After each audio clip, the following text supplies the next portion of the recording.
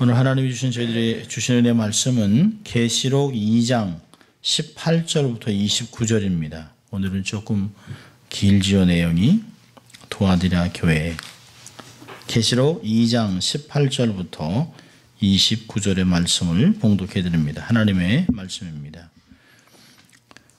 두아디라 교회의 사자에게 편지하기를, 그 눈이 불꽃 같고 그 발이 빛난 주석과 같은 하나님의 아들이 가라사대, 내가 내 사업과 사랑과 믿음과 섬김과 인내를 아노니 내 나중 행위가 처음 것보다 많도다. 그러나 내게 책망할 일이 있노라. 자칭 선지자 하라는 여자 이세벨을 내가 용납함이니 그가 내 종들을 가르쳐 꾀어 행음하게 하고 우상의 제물을 먹게 한도다. 또 내가 그에게 회개할 기회를 주었으되 그 음행을 회개하고자 아니하는도다. 볼지어다, 내가 그를 침상에 던질 터이요, 또 그로 더불어 간음하는 자들도 만일 그의 행위를 회개치 아니하면 큰 환난 가운데 던지고, 또 내가 사망으로 그의 자녀를 죽이리니 모든 교회가 나는 사람의 뜻과 마음을 살피는 자인 줄 알지라. 내가 너희 각 사람의 행위대로 갚아주리라. 두아디라에 남아있어 이 교훈을 받지 아니하고 소위 사단의 깊은 것을 알지 못하는 너희에게 말하노니 다른 짐으로 너희에게 지을 곳이 없노라. 다만 너희에게 있는 것을 내가 올 때까지 굳게 잡으라. 이기는 자와 끝까지 내 일을 지키는 자에게 그에게 만국을 다스리는 권세를 주리니 그가 철장을 가지고 저희를 다스려 질그릇 깨뜨리는 것 같이 하리라. 나도 내 아버지께 받은 것이 그러하니라. 내가 또 그에게 새벽별을 주리라. 귀 있는 자는 성령이 교회들에게 하시는 말씀을 들을지어다. 아멘. 참 잘 오셨습니다. 날씨가 낮엔 더워도 또 아침 저녁으로는 제법 쌀쌀합니다. 감기 들지 않도록 주의해야 될 것 같습니다. 자, 우리는 계속해서 요한계시록에 있는 7개 교회를 살피고 있습니다. 제가 처음에 말씀드린 것 같이 어느 지역, 어느 시대, 어느 곳에서 교회를 7개를 택하면 아마 이런 교회의 평가들을 다 받게 될 것입니다. 초대교회 교회뿐만 아니라 지금도 한인 교회, 또 한국에 있는 교회, 미국 교회마저도 이 7가지 카테고리 안에 교회가 다 들어갈 것입니다. 칭찬을 받은 교회도 있지만 칭찬과 꾸지람을 받는 교회가 있습니다. 대부분이 다 그렇습니다. 오늘은 두아디라 교회입니다. 두아디라 교회는 세상 같은 교회, 혼합된 교회입니다. 세상과 교회가 다른 걸 찾지 못합니다. 음란한 공동체이기도 하죠. 요한계시록 7개 중에 4번째 교회입니다. 가장 작은 교회인데요, 가장 많은 양으로 썼습니다. 7개를 대칭으로 본다면 제일 가운데 있는 교회입니다. 이 두아디라라고 하는 것은 버가모에서 동남쪽으로 한 40마일에 위치한 도시입니다. 7개 교회가 소지한 7도시 중에서 가장 작은 도시입니다. 전략적으로 높은 지형에 있지 않기 때문에 다른 외세 침입에 아주 약합니다. 그래서 로마가 소아시아의 수도로 정했던 버가모를 지키기 위해서 강력한 그 로마 군대를 이 두아디라에 파송을 했습니다. 그러니까 두아디라는 군인들이 외세 침입을 막기 위해서 전략적으로 길을 닦아놓고 또 도시들을 연결해 놨습니다. 그래서 중간 도시이긴 하지만 많은 사람이 오면서 산업과 상업이 굉장히 발달했습니다. 특별히 많은 조합들이 많이 생겼는데요. 빵 굽는 그 조합, 염색, 가죽, 의복, 요업, 구두 만들기, 구리, 용접, 노예거래 등 여러 직종들이 조합 조직을 만들었습니다. 그 중에서 염색 길드와 철공예, 아이언워크스, 철공예 길드가 가장 중요한 길드 조합이었습니다. 두아디라에는 아폴로 신을 주신으로 했습니다. 그리고 트림나스라고 하는 양쪽에 도끼를 들고 있는 신을 섬겼습니다. 또 삼바테란 신전도 있고요. 버가모 같이 도시에 아주 그냥 신들의 그냥 완전 가든 같지는 않습니다만은 수호신이 몇 개가 있습니다. 그러니까 버가모 교회하고는 조금 달라요. 도아디라는 그렇게 많은 그 신전은 없지만 의외로 신전을 중심으로 조합들이 형성되어 있습니다.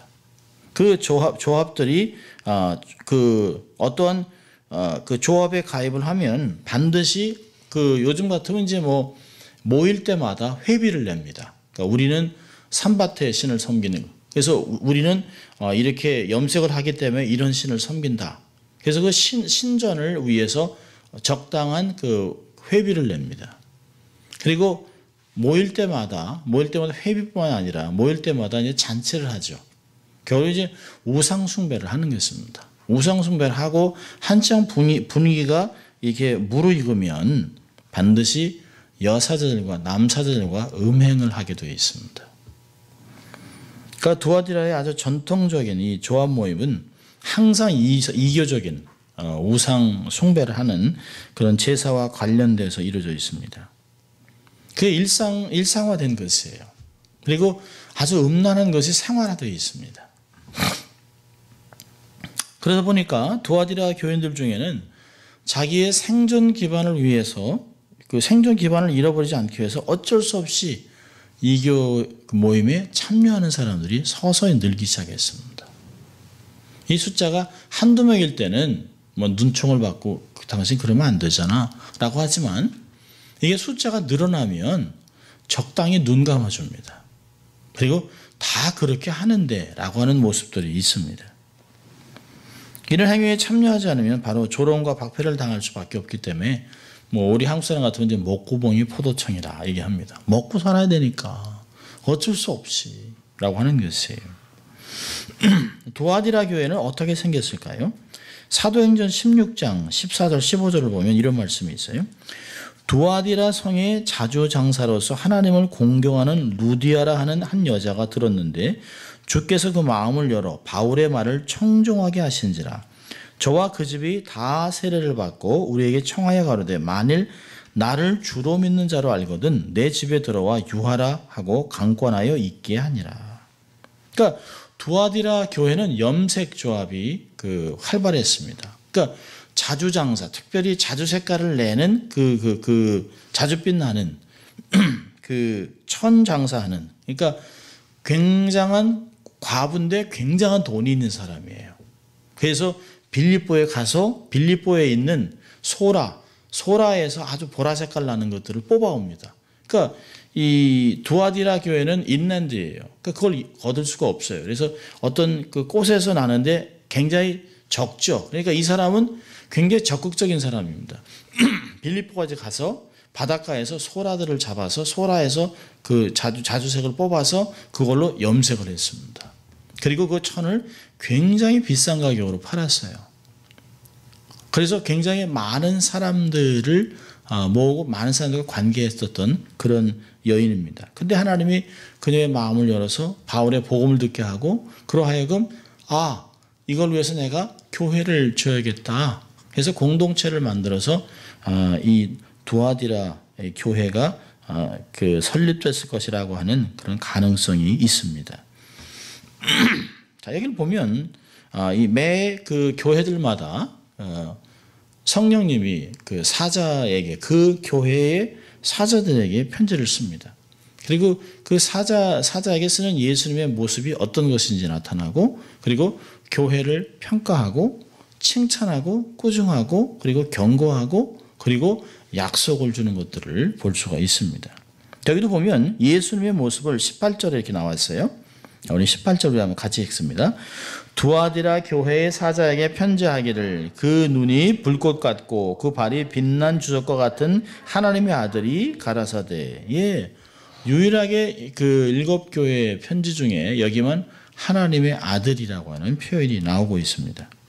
네, 여기서 보면 그 눈이 불꽃 같고 그 발이 빛난 주석과 같다라고 얘기하고 있습니다. 눈이 불꽃 같다는 게 뭘까요? Blazing fire. 그러니까 죄에 대해서 아주 분노하는 눈을 갖고 있습니다. 그리고 인간의 마음을 꿰뚫어 보는 주님의 통찰력을 말하는 것이에요. 지난번에도 말씀드렸던 것 같이 예수님의 모습은 교회하고 굉장히 밀접한 관계가 있습니다. 그 교회의 어떤 상황들을 대처하기 위해서, 판단하기 위해서, 또 가르치고 권면하고 칭찬하기 위해서 예수님의 모습이 나타납니다. 정말 고난을 당하고 있는 그런 교회는 정말 성만화교회 같이 정말 핍박과 어려움을, 정말 사람들이 막 죽어나가고 순결당하는 곳에는 죽었다 살아난 초면 아중인 이런 분으로 나타납니다.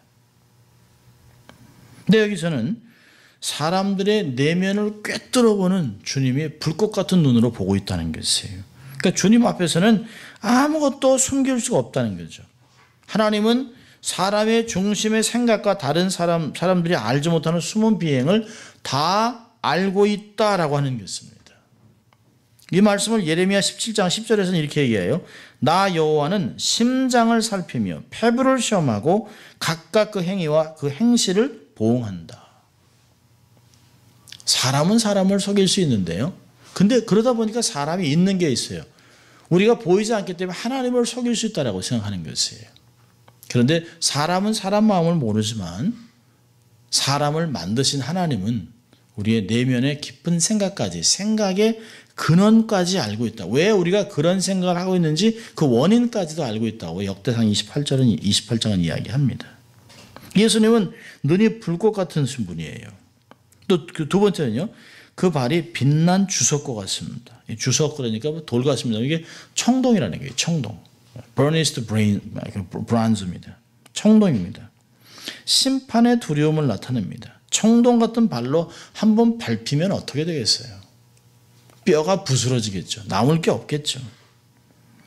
아모스 선지자는 그래서 하나님께서 이스라엘 자손을 심판하실 때 곡식을 가득 실은 수레가 누르는 것 같이 왔다라고 아모스 2장 13절은 이야기합니다. 짐을 가득 지른 짐차에 깔리면 어떻게 되겠어요? 마치 10톤 트럭, 5톤 트럭에 그냥 깔렸다.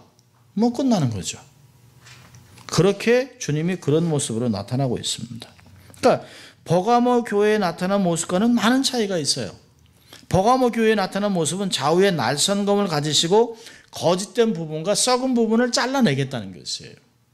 그리고 남은 자들은 살려주겠다 그런 뜻입니다. 그러니까 버가모 교회는 소수를 쳐내겠다는 거예요. 소수를.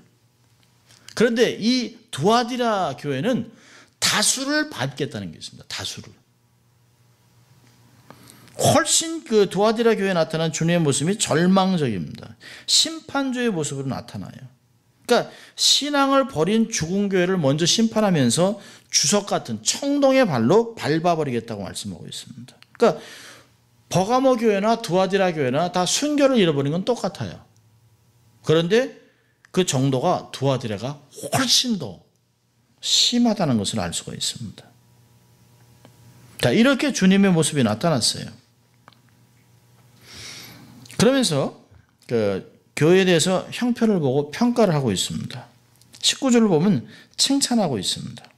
내가 내 사업과 사랑과 믿음과 섬김과 인내를 아노니 내 나중 행위가 처음 것보다 많도다. 한국말로는 사업과 행위가 다른 얘기입니다만 사실은 똑같은 단어를 쓰고 있어요. 내가 내 일을 안다. 그리고 그 일이 이전보다 훨씬 많다라고 하는 걸 안다는 것이에요. 근데 그 일이 뭡니까? 그 일을 그 네 가지 단어를 사용합니다. 네, 사랑, 믿음, 섬김, 인내. 대단하다는 것이에요. 에베소 교회와는 달리 처음 주님을 위해 한 일보다 나중에 한 일이 훨씬 훌륭합니다. 에베소 교회가 갖지 못한 서로 섬기는 사랑이 있습니다. 교회 주님은 극찬하고 있어요. 주님에 대한 신실한 믿음도 있습니다. 그리고 이 사랑과 믿음이 주위 사람들의 필요를 채워주는 섬김으로 나타나고 있습니다. 가난한 자들을 돕고 또 믿음 때문에 힘들어하는 사람들을 도와주고 필요한 것들을 제공하는 일을 합니다. 또 그리고 그것을 넘어가서 박해와 고난을 인내로 견뎌냈다는 것이에요. 이런 칭찬이 어디 있습니까? 굉장한 것이에요. 시장은 거창했지만 용두섬 같은 교회가 사역에 이 세상에 얼마나 많습니까? 시작할 때는 난리죠. 신문에 광고에 굉장합니다. 근데 얼마 지나면 없어졌어요. 이름도 없이 사라지는 그 사역과 교회가 얼마나 많습니까? 근데 두아디라는 시간이 갈수록 점점 좋은, 점점 믿음이 업그레이드되고 점점 선한 일을 갑절로 해다는 일들을 했다는 것이에요. 점점 선한 일이 증대됐던 칭찬받는 교회입니다. 그러니까 내적으로 결속력이 강하고 부흥하는 교회였습니다. 자, 그런데 그들은 주님으로부터 칭찬받던 이 아름다운 교회가 서서히 병들어 가고 있다는 것을 모르고 있었습니다. 그래서 이 편지가 쓰여진 것이에요. 많은 학자들은 사도 요한, 반모섬에 있는 사도 요한에게 각 교회 대표들이 요한을 찾아왔다라고 얘기를 합니다. 그래서 사도 요한이 주님으로 받은 내용들을 사자들에게 다 얘기했습니다. 그리고 이게 편지로 편집이 돼서 교회에게 전파됐습니다. 그러니까 사도 요한으로 받은 하나님의 메시지를 이 사자가 가서 교회에다 읽어주는 것이에요. 그러니까 교회들이 기뻐하기도 하고 슬퍼하기도 하고 두려워하기도 했던 모습들이 나타났습니다. 자, 이러한 엄청난 칭찬을 받았습니다. 처음에 일, 사랑, 믿음, 섬김, 인내가 갈수록 많았다는 거죠. 내 나중 행위가 처음보다 더 좋았다. 갈수록 좋아졌다. 대단하다. 참 잘했다. 이라고 하는 것을 칭찬을 받았습니다. 이제 그러나 라고 하는 단어가 있어요. 20절에 그러나 내게 책망할 일이 있노라. 그게 뭡니까? 자칭 자기가 소위 자기를 선지라고 하는 여자 이세벨을 내가 용납하매니 그가 내 종들을 가르쳐 꾀어 행음하게 하고 우상의 제물을 먹게 하는도다. 교회의 문제는 외부적인 문제가 아니에요. 내부적인 문제입니다. 우상 숭배가 문제가 아니라 거짓 선지자가 문제였습니다. 그러니까 이 편지를 받는 두아디라 교회 교인들은 이세벨이라고 하는 여인이 누군지 금방 알아차렸을 것이에요. 뭐 어느 박권사 이렇게 얘기는 하지 않지만 어느 누구 이렇게 얘기는 하지 않지만 이세벨 그럼 벌써 이미 알아들었다는 것이에요. 그래서 주님이 어떻게 자기들의 문제를 구체적으로 그렇게 얘기하시는지 교인들이 얼마나 깜짝 놀랐을까 하는 생각을 해봅니다. 주님은 두아디라 교회를 어지럽게 하는 이세벨이라고 하는 여인에게 초점을 맞추고 책망하고 있습니다. 이세벨이 누굽니까? 이세벨은 구약 성경에 나오는 시돈 사람, 특별히 엣바알이라고 하는 바알과 가까이 있는 바알의 선지자라고 하는 엣바알의 딸입니다. 그 딸을 아합 왕이 그 딸을 자기 아내로 데려옵니다. 그러니까 이름 자체가 바알 선지자의 딸입니다. 그러니 얼마나 대단하겠어요. 이 아합 왕의 시집 오면서 이 이세벨은 바알과 아세롯이라고 하는 신상을 가져옵니다. 그래서 온 이스라엘에게 바알로 그냥 하도 물들였던 때입니다. 그리고 아세라 신상을 세우기도 했습니다. 결국은 그래서 엘리사로 하여금 갈멜산상에서 850명과 영적인 전쟁을 치르게 했던 것을 우리는 볼 수 있습니다. 열왕기상 17장, 18장, 19장을 보면 이런 일들이 나타나요. 또 그는요 얼마나 악한 사람이냐면 자기 남편 왕이 차마 조상으로부터 준 땅을 뺏질 못합니다. 나봇의 포도원을 뺏지를 못해요. 왜냐하면 그 조상으로 내려오기 때문에 그거를 쉽게 그거 내가 뺏어줄게 해가지고 거짓 증인들을 세워서 나봇을 죽이고 그 땅을 빼앗아 자기 남편에게 줍니다.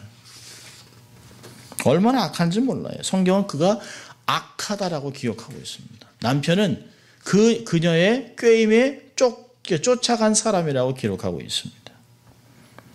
열왕기 하 9장 22절을 보면 이세벨은 바알과 아세라 우상을 이삭 저녁에 숭배하게 하고 음행과 마술, 술수, 점치는 종교의식을 가득 나라에 베풀어놨던 사람입니다.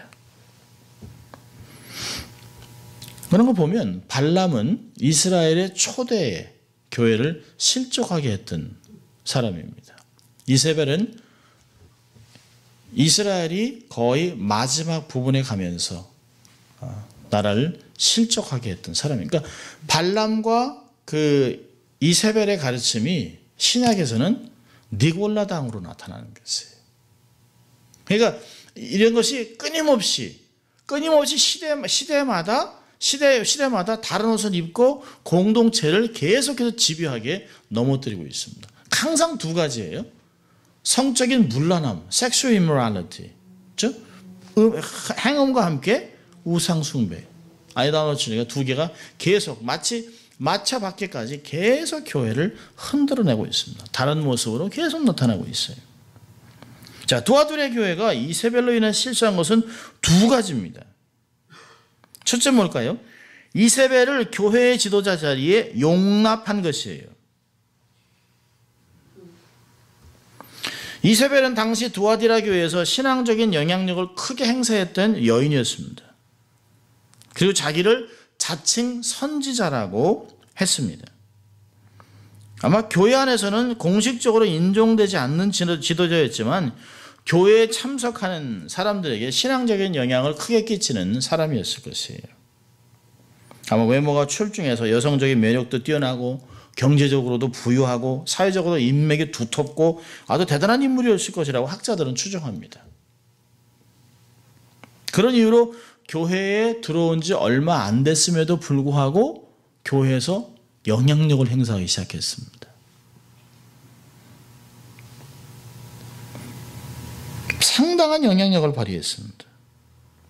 아마 두아디아 교회로 이세벨처럼 세상에서 잘 나가는 사람이 교회에 나온 것에 대해서 한편으로는 놀랍기도 하고 반가워하면서 아마 얼씨구 하면서 상당히 높은 대우를 해줬을 것이에요. 나쁜 가르침은 세상적으로 화려해 보이고 또 소위 은사가 많다고 하는 사람들에게서 나옵니다. 박태선, 문선명 다 이런 사람들. 이만희 화려합니다. 다 화려합니다. 다 백마를 탔습니다. 그리고 사진을 찍었습니다. 여러분, 교회 안에서 어떤 사람이 멋진 카리스마나 세상적인 지위, 고액의 헌금에 우리는 현혹돼서는 안 됩니다.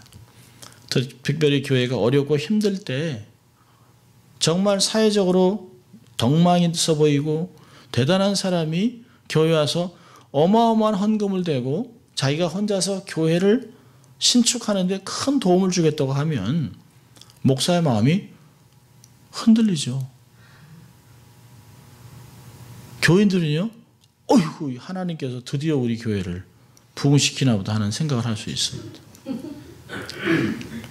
우리도 얼마나 가슴이 뛸 거예요. 가슴이. 드디어 우리가 그 기도하던 그 사람이 오셨나 보다.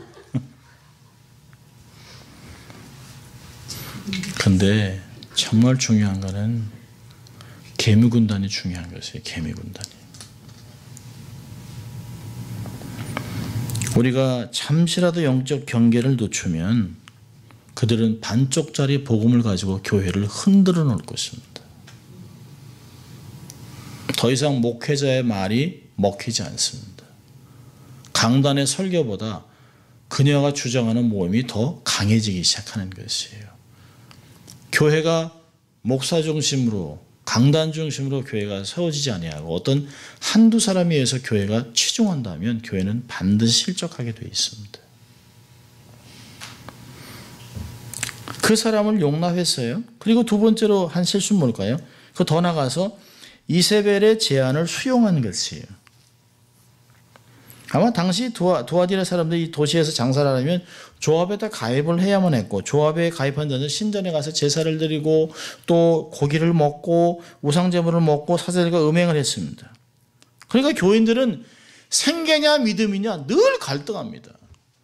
이 도대체 어떻게 해야 되느냐. 믿음으로 살자니까 굶어 죽을 것 같고, 자기는 견딜 수 있는데 애들이 아빠 아무것도 없네. 아 배고파. 이렇게 얘기한다면 부모 가슴은 정말 피멍이 드는 것이에요. 정말 막 고민하고 있는 이 두아디라 교인들에게 이세벨이 이야기합니다. 소위 이세벨이라는 여인은 은사도 있습니다. 또 말도 잘합니다. 소위 자칭 선지자라고 얘기하고 영적인 것이 깊은 것까지 안다라고 얘기합니다. 이런 여자가 이 사람들한테 막 존경을 받는 이 여인이 선동하기 시작합니다. 뭐라고 얘기할까요? 아마 이렇게 얘기했을 거예요. 여러분이 입술로 예수 그리스도를 배반하지 않는 한 괜찮습니다. 다 사회적으로 참여하는 건데 아무 문제 없어요. 여러분 교회 나오니까 예수 믿고 우리가 뭐 입으로 예수님을 부인합니까? 그렇다고 우리가 무슨 뭐 그들과 같이 하는 그렇지 않잖아요. 사회적으로 다 먹고 살기 위해서 하는 건데 또 우리가 잘 살면 얼마나 좋습니까? 또 그리고 그렇게 함으로 새로운 사람에게 복음도 증거하고 새로운 교인도 얻고 그건 일석이조 아니겠냐. 그리고 이렇게 얘기하겠죠. 하나님이 내게 그런 감동을 주셨다. 이 말에 다 넘어가는 거예요.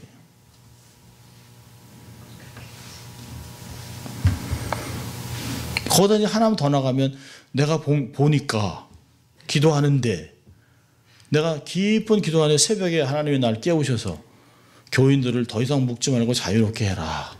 괜찮다. 내가 그들을 사랑한다. 한 번 구원은 영원한 구원. 이렇게 얘기했다면 아니 지금까지 이러냐 저러냐 하지 못하고 전전긍긍 하는 사람에게는 이게 얼마나 희소식이겠습니까? 더 이상 고민할 필요가 없어요. 더군다나 이건 신탁이에요. 하나님 말씀하신 거예요.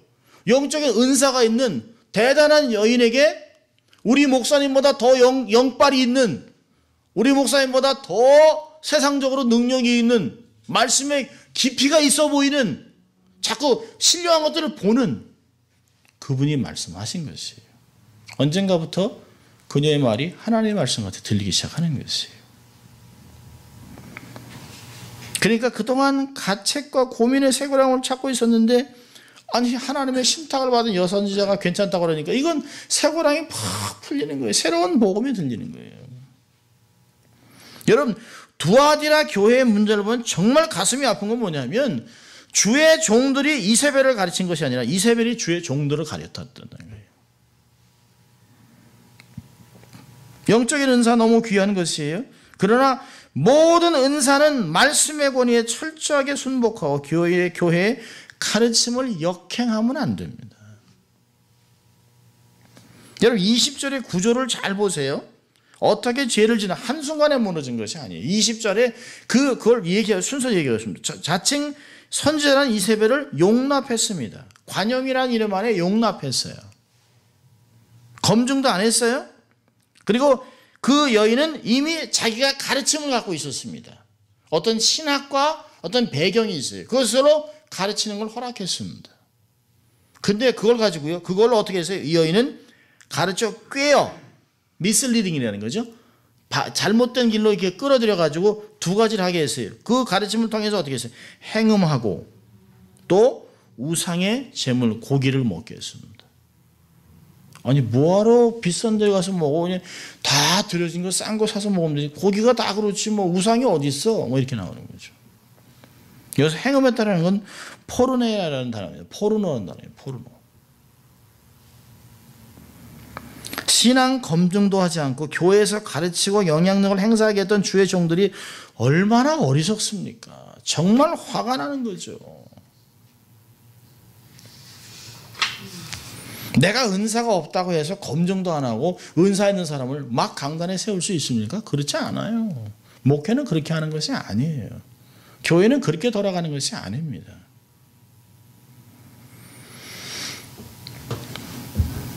자, 이게 주님이 이제 경고합니다. 21절부터 25절까지 보면 경고와 권면을 합니다. 경고는 다수에게 하는 것이에요. 또 내가 그에게 회개할 기회를 주었을 때 그녀에게 그 이세벨에게 회개할 기회를 주었을 때 그 음행을 회개하고자 아니하는도다. She is not willing. 볼지어다 내가 그녀를 침상에 던질 터이요 또 그로 더불어 간음한 자들도 만일 그의 행위를 회개치 아니하면 큰 환난 가운데 던지고 또 내가 사망으로 그의 자녀를 죽이리니 모든 교회가 나는 사람의 뜻과 마음을 살피는 줄 알지라. 내가 너의 각 사람의 행위대로 갚아주리라. 21절부터 23절까지는 경고입니다. 경고. 뭐예요? 회개하라는 것이에요. 지금까지도 계속 회개할 것을 종용하고 계시는 오래 참으시는 긍휼하신 하나님이에요. 회개하라 한마디 끝난 게 아니에요. 지금까지도 계속해서 종용하고 있다는 거예요.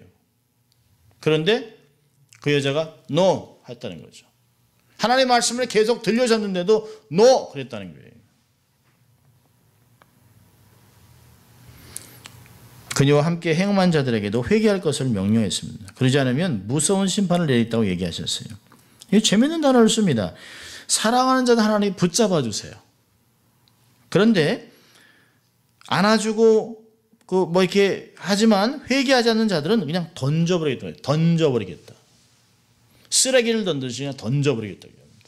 이 발로라고 하는 헬라 단어는요, 그냥 공을 던지듯이 확 던져버리겠다는 것이에요. 가치 없는 걸 버리는 거예요. 가치 없는 걸. 어디다 던져요? 첫째로는 침상에 던지겠다. 쾌락의 침상이 질병이 되는 거예요. 이 침상이라고 하는 그 단어는 클리넨이라고 하는 sickbed예요. 병상입니다. 병상.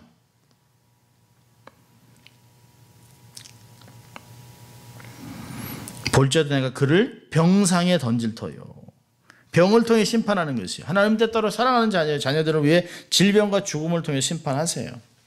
우리가 그 성찬식을 할 때마다 읽잖아요. 고린도서 11장 30절에 이러므로 너희 중에 약한 자와 병든 자가 많고 잠자는 자도 적지 아니하니. 성찬식을 함부로 취급해서 와서 막 그냥 술이 취하도록 그냥 포도주를 마시고 막 배고프다고 성찬 빵을 막 그냥 막 배가 터지도록 먹고 하다가 죽어요. 하나님이 그렇게 하신다는 거예요. 자, 보세요.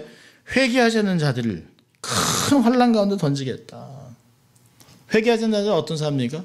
팔로워들이에요. 팔로워들. 같이 행음한 사람들입니다. 이 큰이라는 단어는 메갈레라는 메가톤급의 환난을 보내겠다. 사람이 전혀 감당할 수 없는 고통 속에 던지겠다는 것이에요. 그러니까 헤어나올 수 없는, 도대체 결국에는 죽음까지 가는 인생 막장까지 던져버리겠다는 거예요. 영적인 자녀들은 그렇게 하겠다는 거죠. 육적인 자녀는요, 이세벨의 자녀들은 죽여버리겠다. 서든 데스예요. 그냥 두 단어를 씁니다. 죽음으로 죽이겠다. 반드시 죽이겠다는 것이에요. 또 이렇게 얘기 나서 23절에 얘기하잖아요.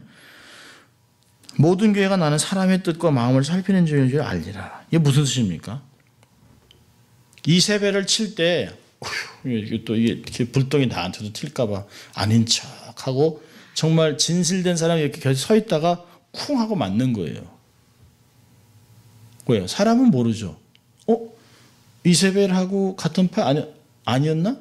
아닌가 보다. 그러고 있었다가 하나님은 다 알죠. 아마 이쪽 편에 서서 거봐, 하지 말라고 그랬지. 막 이렇게 하면서 이제 막 정죄하고 그러다가 자기가 맞는 거예요. 하나님은 다 알고 있는 거예요. 사람의 뜻과 마음을 살피는 자인 줄 하나님이 다 알고 계셨네. 아이고야, 뜨끔뜨끔한 거죠. 나도 그때 그때 손잡을 뻔했는데, 그때 실족할 뻔했는데, 아이고야, 막 가슴 쓸어내리는 거죠. 아닌 척하고 살아가다가. 여러분, 환란이라는 바람이 확 불면 알곡과 쭉정이가 확 갈라지는 거예요. 바람이 불면 아주 그냥 알곡인 척 하다가 아무것도 없으니까 휘 날아가요. 여러분, 신부와 창녀의 차이는 미모가 아니에요. 순결입니다. 이쁜 게 중요한 게 아니에요. 교회가 거룩을 잃어버리는 순간 모든 걸 다 잃어버립니다. 회개하라는 것이에요. 주님이 다 죽일 수 있지만 회개하라는 거예요. 회개. 이세벨은 죽이기로 결정하셨어요. 왜? 안 하기 때문에. 그녀의 자식까지 다 죽이기로 결정했지만 그를 따르는 자들은 돌이키라고 얘기합니다. 돌이켜라. 자, 24절에는요. 우리 24절에 우리 같이 읽습니다. 두아디라에 남아있어 교훈을 받지 아니하고 소위 사단의 깊은 것을 알지 못한 너에게 말하노니 다른 짐으로 너에게 지을 곳이 없노라. 예, 다만 너에게 있는 것을 내가 올 때까지 굳게 잡으라. 그러니까 소수에게는 굳게 잡으라 권면하고 있습니다. 굳게 잡으라. 다수에게는 회개하라 그랬습니다. 이세벨의 유혹을 거부하고 믿음을 지킨 교회 내에 소수의 참 성도들이 있었습니다. 문맥상으로 보면 정말 소수였던 것 같아요. 아마 버가모 교회가 다수가 진리를 지켰지만 소수가 따라간 걸 완전히 반대로 바뀌었습니다. 다수가 와 하고 따라갔어요. 근데 소수만 저거 아닌데 하나님 말씀 그렇게 말씀 안 하시는데 라고 하는 것들을 얘기하고 있습니다. 아무리 소수라 할지라도 하나님은 당신을 신뢰하는 자들과 함께 한다는 것을 성경이 얘기하는 것이에요. 다수가 중요한 것이 아니에요. 다수가 늘 맞는 것이 아닙니다. 소수가 늘 틀린 것이 아니에요. 성경은 이들을 뭐라고 얘기합니까? 소위 사단의 깊은 것을 알지 못하는 자들이라고 부릅니다. 두아디라 교회가 미혹에 빠진 이유를 우리가 짐작할 수 있는 중요한 말이에요. 많은 학자들은 1세기에 두아디라 지역에서 신비 종교가 번창했다고 합니다. 특별히 몬타누스라고 하는 이단이 생겼는데요. 그게 뭐냐면 하나님이 자기들에게 비밀을 얘기해 준다는 거예요. 지금도 계속 계시가 쓰인다는 것이에요. 지금도 계속해서 하나님이 자기들에게만 얘기한다는 것이에요. 그러니까 신비 종교는 정통교회에서 풀어줄 수 없는 것. 이 정통교회는 되게 그렇습니다. 저희 가르침은 하나님이 침묵하는 것은 우리가 침묵합니다. 하나님이 가라고 하는 데까지 갑니다. 하나님이 멈추라고 하는 가서 멈춰요. 근데 신비 종교는요, 자기들의 경험으로 사단의 가르침을 모든 동원해서 그걸 다 풀어냅니다. 그거 위험한 거죠. 근데 성경이 어떤 거에 대해서 이야기할 때 침묵하면 우리도 침묵하고 가만히 있으면 되는데 이 안에서 불필요한 성경을 억지로 풀고 싶은 마음들이 생겨요. 하나님께서 풀어주지 않으면 그냥 가만히 기다리면 되는데 그걸 풀어줄 수 있는 자기의 선생들을 찾다가 이단을 쫓아가는 것입니다. 더군다나 정통교회에서 풀어줄 수 없는 것들을 막 명쾌하게 풀어냅니다. 명쾌하게. 계시록에 정말 지금도 정말 제가 힘들어서 잘 못 따르고 있는 그것들을 이만희 씨는 명쾌하게 풀어내요. 자기가 그러지. 예수라 하죠. 장막. 뭐 이런 걸 다 얘기하고 있습니다. 더군다나 기적을 베풀면서 이적을 베풀면서 가르치면 사람이 넘어가는 거죠. 아마 이세벨도 사람을 현혹시키는 신비한 것을 제시하면서 사람들을 유혹한 것이 분명합니다. 이 사단의 깊은 것이 뭘까요? 아마 이런 것이었을 것이에요. 세상을 알기 위해서는 세상을 경험해야 된다. 사단을 이기기 위해서는 사단의 깊은 것을 배우고 경험할 이유가 있다. 여러분, 귀신 하다가 귀신 되잖아요.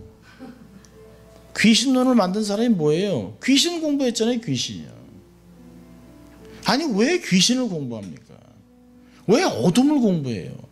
빛을 공부하면 한순간에 어둠이 다 사라지는데 왜 어둠을 공부하냐는 거예요.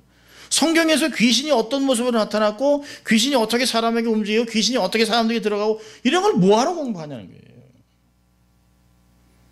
성경은 귀신들을 쫓아냈다는 얘기를 하고 악인들에게 귀신이 들어갔다는 얘기하지 믿음의 사람들에게 하나님의 사람들에게 귀신이 있다는 얘기를 하지 않습니다. 그건 중요하지 않기 때문에 그런 것이에요. 사단은 계속해서 작은 그 내용들을 부풀리는 것이에요. 그리고 알아야 된다는 거죠. 저는 이제 답답하죠. 왜 그런 것들을 알기 위해서 시간을 보내는 것이에요. 세상을 알기 위해서 세상을 경험했던 젊은이들을 가르치기 위해서 젊은이들이 보고 있는 것들을 연구하다가 자기가 중독된 그런 사역자들도 있습니다. 어리석다고 그랬어요. 왜 그런 걸 연구해? 그래서 성경 보기도 시간이 없는데 하나님께 기도하기도 시간이 없는데 왜 세상을 공부하냐는 거예요. 세상은 몰라도 신앙생활 할 수 있어요. 세상은 그렇게 다 알지 않아도 살아가는데 전혀 문제가 없어요. 그러나 하나님을 모르면 그건 신앙이 안 되는 거예요. 하나님은 단순한 거룩한 방법으로 세상을 변화시키세요. 어리석어 보이는 십자가, 전도로 사람을 변화시킵니다.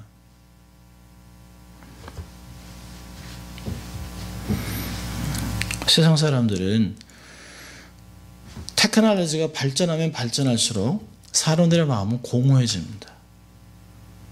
하나님 앞에 앉아있는 시간이 줄어들고 또 말씀 보는 시간이 줄어들고 세상에 볼 게 너무 많아요. 앉아서도 수많은 것들을 볼 수 있어요. 그러다 보니까 사실은 지식은 엄청나게 많은데 마음은 공허해집니다. 이 마음에 있는 공허는 하나님 앞에 가야서만 만족되는 것이에요.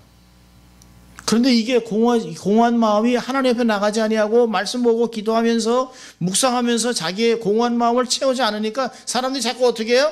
신문 보고 그날의 운수를 보는 거예요. 오늘 차 조심해야겠구만.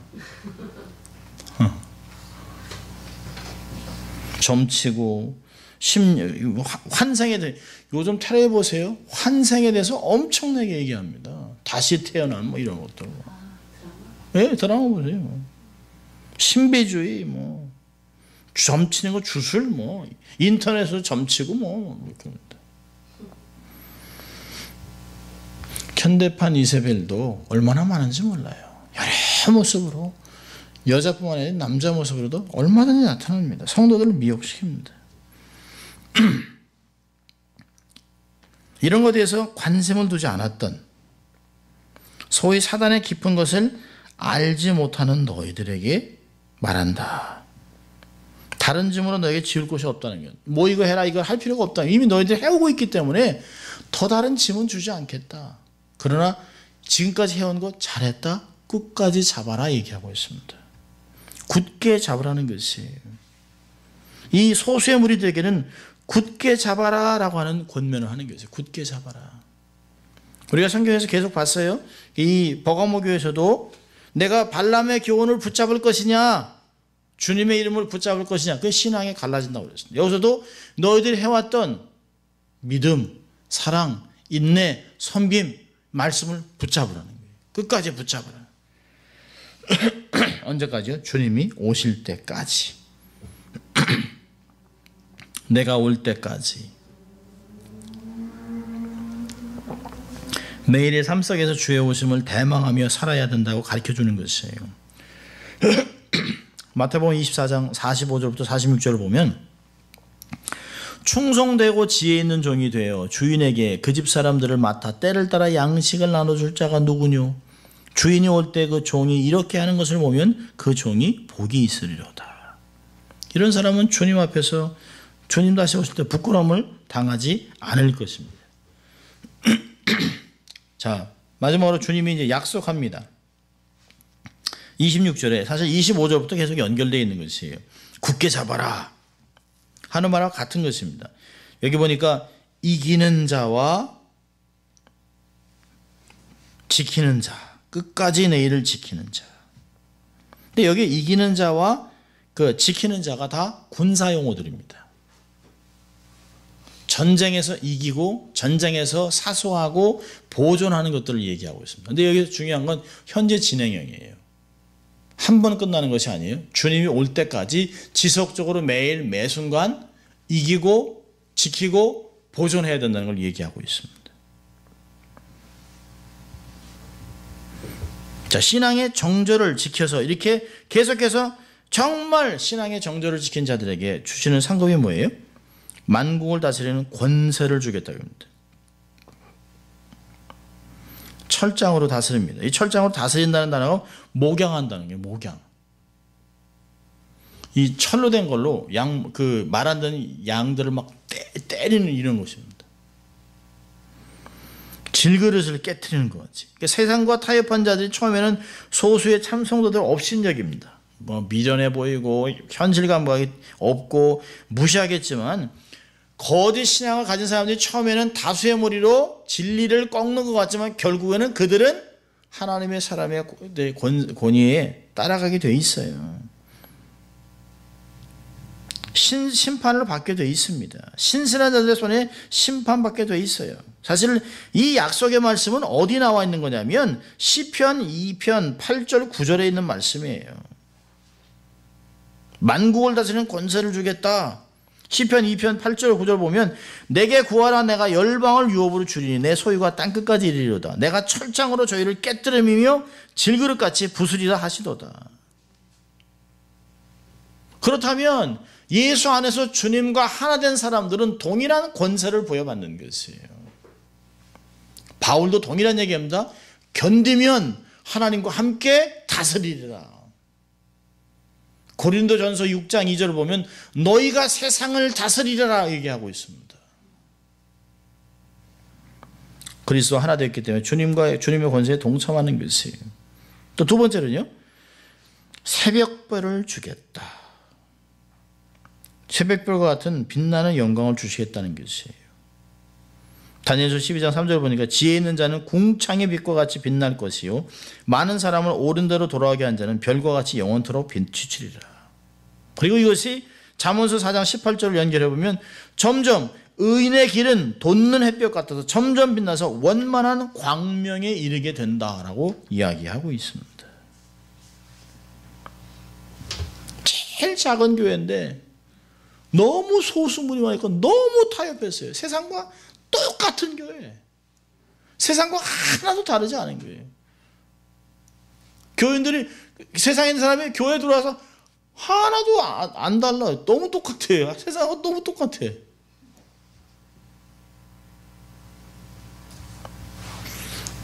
그런 교회에게 예수님이 정말 장문의 편지를 씁니다. 장문. 얼마나 큰 관심. 그러니까 사실 이 두아디라 교회 그 목회자를 아마 붙잡고 울었을 거예요. 좀 잘해보자. 이거 어떻게 해서 이렇게 된 거야? 뭐 이런 표정이 아니겠습니까? 아마 울고 싶은 심정일 거예요. 울고. 몇 명 남지 않은 이 90%가 다 저쪽 하고 10%도 안 되는 교인들 그냥 눈물 흘리고 있어요. 말라기에서도 봤잖아요.